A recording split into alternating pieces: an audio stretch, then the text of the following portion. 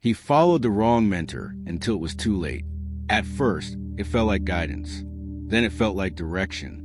Only later did it reveal itself as a detour. Mentorship is celebrated as a shortcut to success. Learn from someone ahead of you. Avoid their mistakes. Follow their path.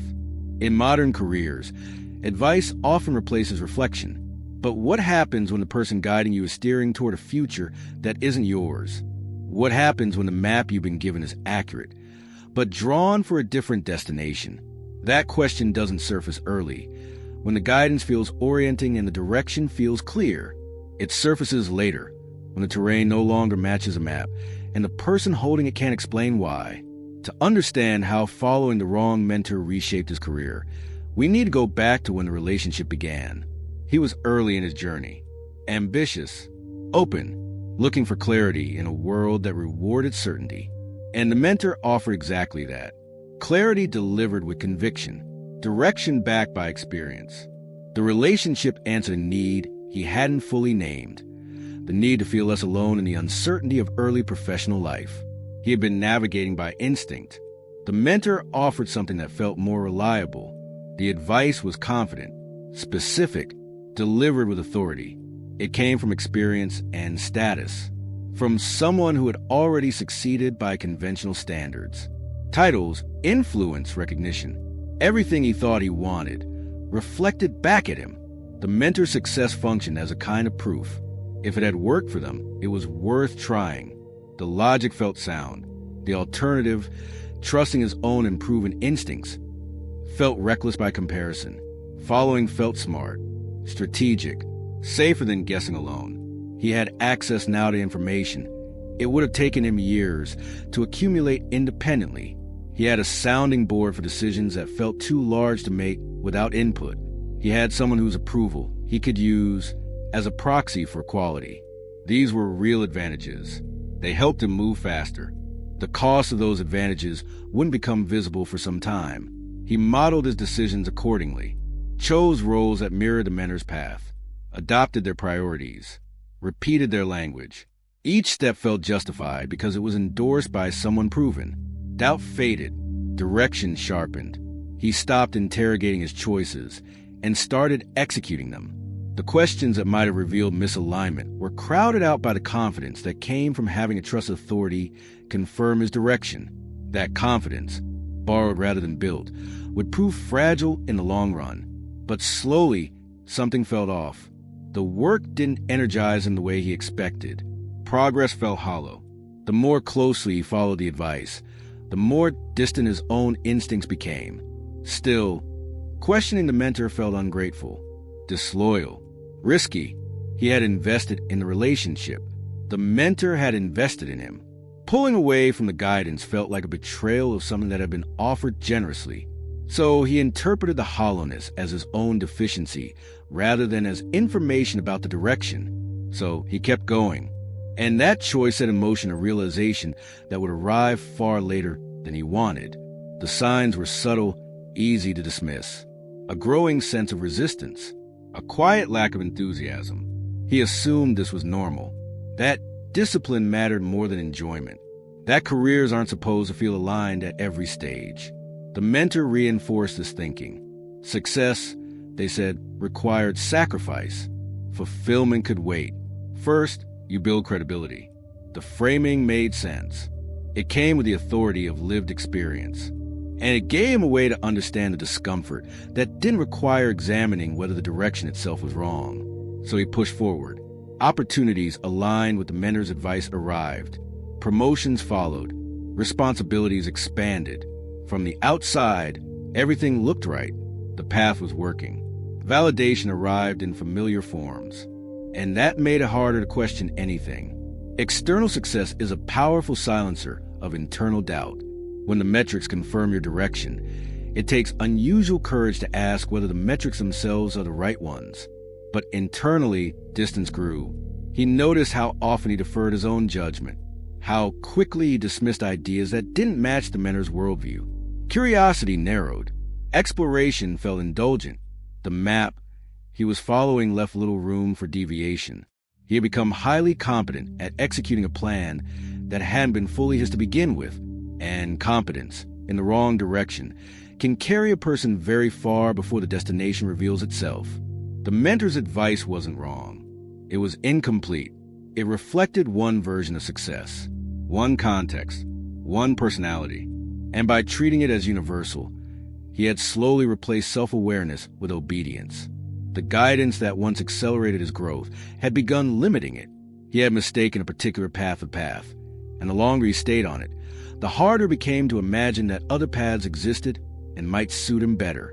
Still, detaching felt impossible. The mentor had influence, access, social proof.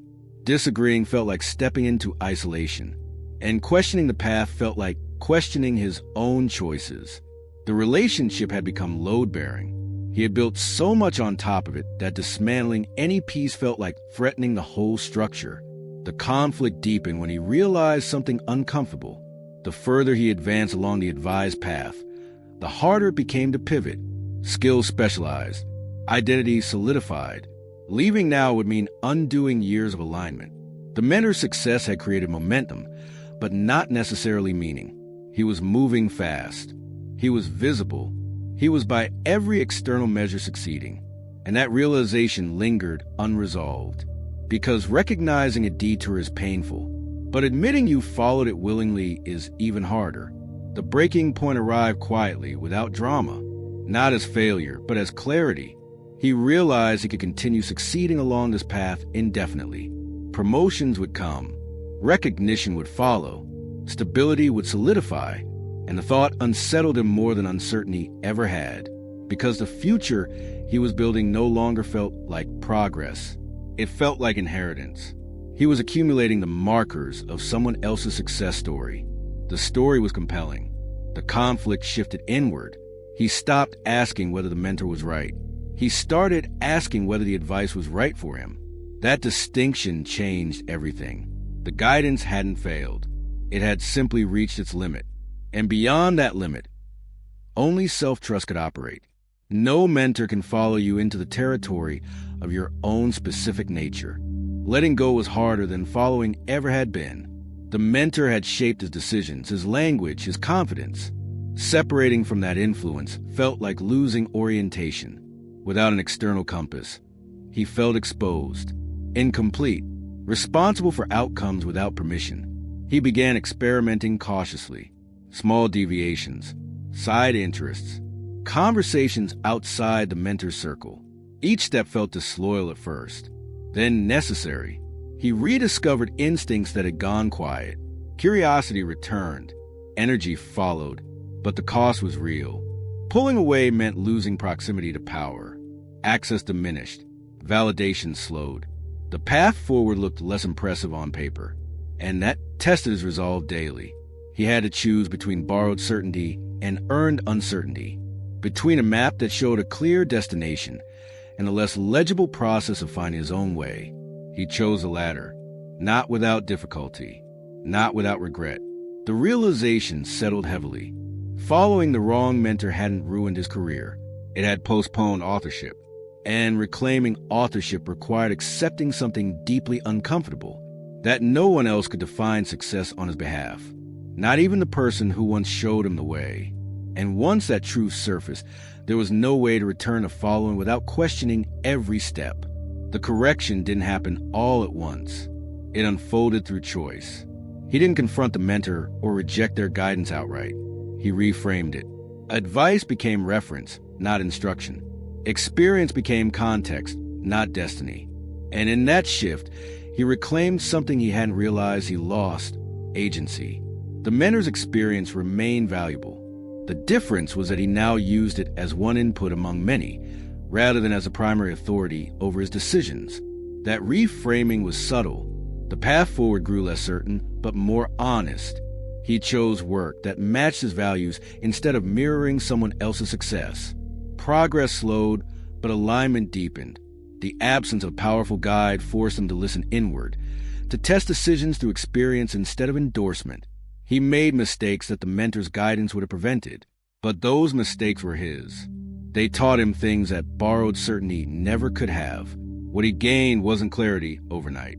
It was ownership of mistakes. ownership of direction, ownership of a career shaped by intent rather than inheritance.